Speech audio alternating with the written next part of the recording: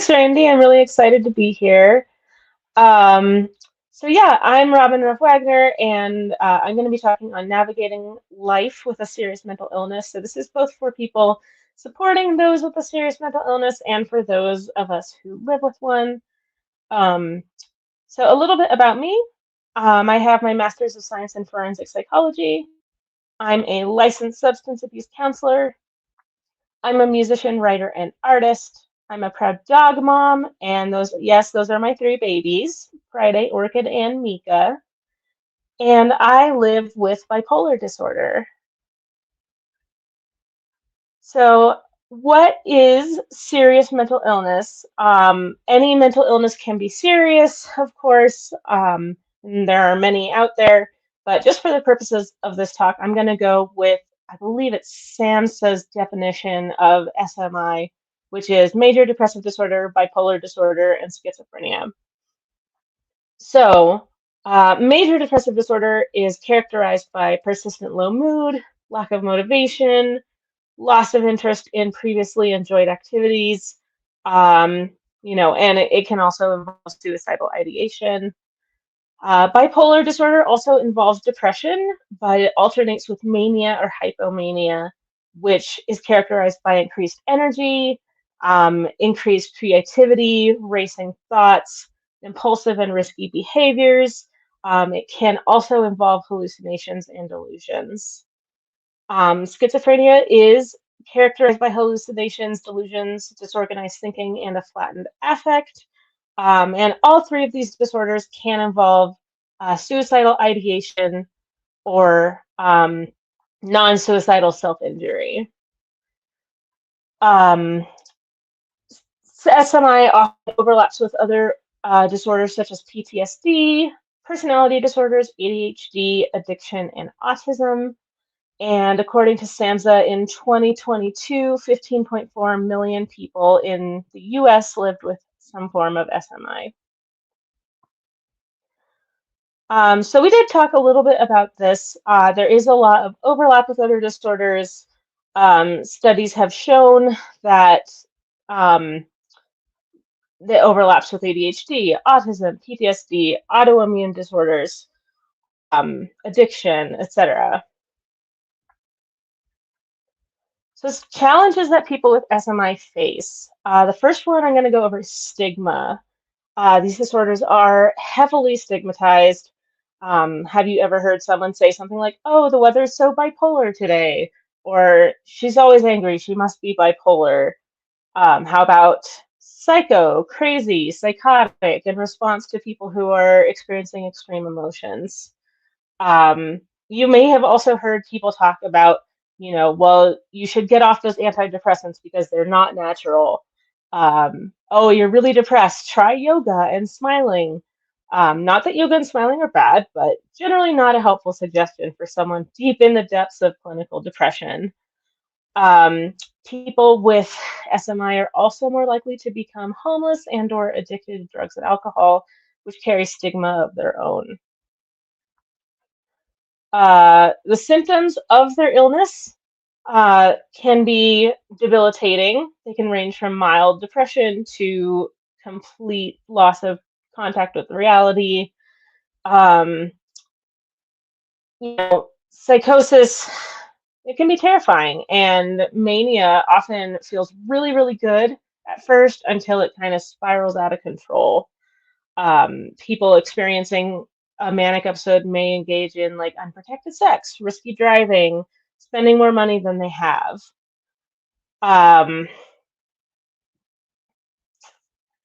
Medication, trial and error, or side effects. A lot of the medications for these illnesses come with some undesirable side effects. They can cause weight gain, low libido. Sometimes a medication will work well until it doesn't. Sometimes they make the symptoms worse. Everyone responds differently to medications, so if one medication works for someone, it might not work for another person, vice versa. And lack of appropriate health care, especially in rural areas. So a lot of people do live in areas where they only have access to a general practitioner and not specialized mental health care services. These practitioners are often minimally or not at all trained on psychiatric medications, mental health diagnoses, or ways to cope with symptoms. The rise of some online psychiatry and therapy services may help reach some of these patients. However, insurance and availability is always a barrier. So let's go in a positive direction. What strengths do people with SMI have? People with SMI, I mean, we're up against a lot, but we have many strengths, including increased creativity. Many people with SMI are creative. They can be talented in music, art, writing, acting, etc. Some famous people with SMI include Carrie Fisher, who of course played Leia in Star Wars, Vincent Van Gogh, and Brian Wilson of the Beach Boys. Resilience. So people with SMI are resilient. It can take a lot out of you, and people who experience SMI symptoms have to learn how to cope. So many people with SMI have overcome trauma, addiction, and homelessness on top of the symptoms of their illness. Battling your own brain isn't easy, but every day we are alive, we win. And last is empathy. People with SMI know what it's like to suffer, isolate, and be afraid. This can make us very empathetic. Many people with SMI, including myself, have gone into helping professions for this reason. We want to make sure no one is left behind or forgotten. Speaking of Lilo and Stitch.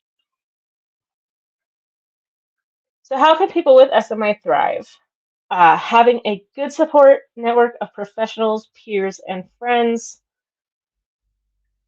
Self-care, practicing self-care. So, self-care is not just bubble baths and spa days. This also means consistently getting enough sleep, water, nutritious food, exercise, staying away from drugs and alcohol, and practicing good hygiene. And, I think we can all probably relate to the struggle of, I haven't showered in a week and I don't want to shower now because either I'm depressed or maybe my brain is going in a million different directions, or it's going to be sensory overload and I just can't handle that. So finding ways to be gentle with yourself and take it one step at a time.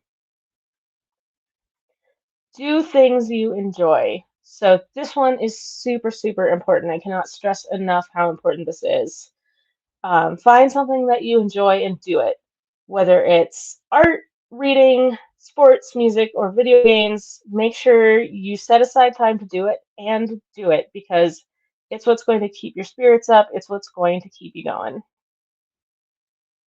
And have a safety plan. And I will talk about that more on the next slide. So, what is a safety plan? So, a safety plan is a written plan that you can share with your support network to ensure everyone is on the same page if you are experiencing any concerning symptoms. So, you'd want to list signs and symptoms, things that are specific to you. What are you like when you're depressed? What are you like when you're manic? What is your psychosis like? Think about not only how you experience those symptoms, but what they might look like to someone else. Um, Supportive people in your life. So listing your support network. One thing that you might want to do is fill out a release of information for any providers to speak to friends or family members or loved ones. Um, this can be life-saving if someone is in a crisis and maybe they've lost touch with reality and they can't communicate with their psychiatrist to get the help they need. Maybe their partner can reach out to their psychiatrist and say, hey, this person's having a really rough time. How can we take care of them together?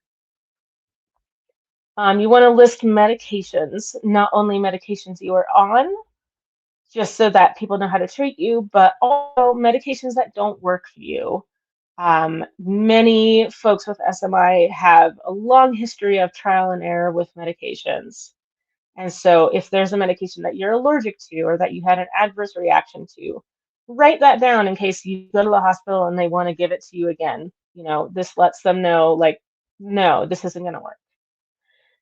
You also want to write down treatment preferences. Is there a particular clinic or hospital you want to go to in a crisis? Do you want your therapist to be able to release information about you to other caregivers? And then having a crisis plan, what to do if you're truly in crisis. Do you want your partner to call 988 with you? Do you want to go to the hospital? Uh, do you want to take certain rescue medications? And talking about supporting loved ones with SMI, the very first thing is just offering a listening ear. It can be really hard to talk about these symptoms that, other people might not understand. So even if it's not something that you do understand, just being able to listen and hear, what someone is saying can really be life-saving. A lot of people, especially those who are experiencing psychosis, people don't take them seriously. People think that they're crazy or that they might be violent when they're not. And so just hearing them out, listening to what they have to say can really make an impact. Educating yourself on the signs and symptoms of SMI. You are better equipped to help someone experiencing an episode when you know what's going on than when it's just kind of something that you don't understand. Take mental health first aid. This is a great way of educating yourself on SMI and other mental health conditions. It I've I have a link in a later slide on a mental health first aid. There are classes you can take. They're really great. And again, just to become better equipped at handling mental health crisis or emergency situations. And have your own Just support. I'm so sorry, Robyn, for Okay. interrupting you. Sorry, I can't speak. Just one thing that you mentioned, the mental health first aid, the certificate that you get for those classes is only viable for 5 years. I want you to, or 3 to 5 years. Good So to know. make sure, yeah. So make sure when you get that certification that you have it printed and in hand as soon as possible, because the longer it takes to get it in hand, then by the time you get it, it could be expired. So just be very diligent about that. I didn't ever get my certificate in hand, and it expired before I even graduated college. So, Oh man. yeah. Well, thanks Anyways, for that insight. Yeah, I did not know that. So thank you. The last thing on the slide is just have your own support. You can't pour from an empty cup. So make sure you have people who you can talk to and you can vent to and who can help lift you up. I This is my last slide. It's just a bunch of resources. I can also send these to Randy so that she can put them on the website, and you have access to all these links. Um, so we have the National Alliance on Mental Illness, NAMI, the Depression and Bipolar Support Alliance, DBSA. Both those sites have a lot of resources for loved ones and friends and family. They also have peer support groups that are free that are really, really good. Mental Health First Aid, as we mentioned, the Hearing Voices Network USA for those who do hear voices or experience psychosis. Um, Dialectical behavioral therapy is a therapy that has really helped a lot of folks with SMI. Um, this is a particular site that has like a free 40-hour course on DBT. It's really good. I also link to the 988 Lifeline, which is the suicide hotline in the US, and the LGBT National Health Center. So, yeah, that's all I've got. Thank you so much for having me. I've really enjoyed being here.